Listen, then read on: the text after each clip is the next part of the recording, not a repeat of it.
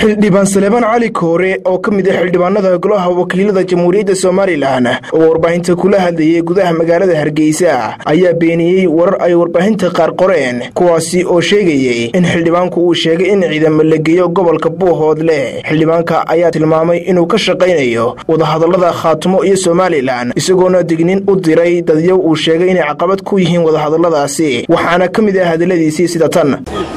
waxaan rabaa inaan halkan ku yara cadeeyo hadal aan maalintii dhaweyd goobtii Burco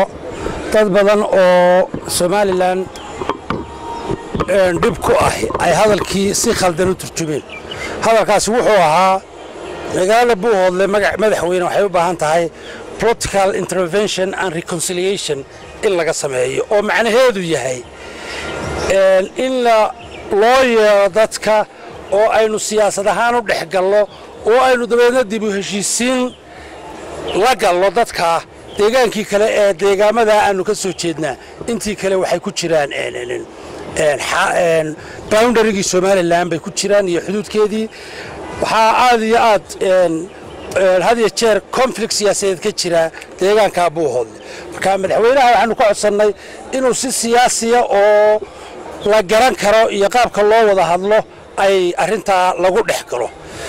dadba waxay u rogeen Salebaan baa xildhibaankii baa wuxuu yiri military hala weeraro xaasha lillaah mana oran karo mana oran doono afkaygana ma aha afana qaanana ma aha. dadka sharafta iyo karaamada leh waxaan leeyahay hadalka waa hadal been abuura oo ay sameeyeen niman aan u bixiyay the players of two homes liman kubadda aad ugu bartay labadan guri ee dhaxdooda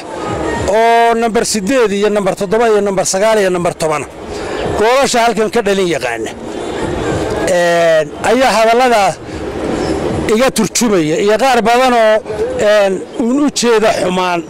marka hadafkayga maaha dhaqankayga maaha culture-kayga maaha maskaxdayda maaha inaan ilaahdo cid hala dagaalamo ama cid hala weeraro. waayihii waqtiga sheegay aad iyo aad baan idinku mahadinayaa. waxaa halka ka aragtaan sidaan uga xumaaday sababtoo dacaayado badan baa la sameeyaa kama hadlo kama jawaabo laakiin tan waxaan uga jawaabayaa waa arin khalada oo bulshada dhan iyo aniga rabo in la iska kaayo hor keeno. marka ma aqbalayo sidaas jawaabta igu kaliftay dhammaan waxaan idin leeyahay wixii dhagihiina dadkii iyo maqalkiina indhihiina ay aragtay mana qabo tan aan leeyahay baa rasmiya.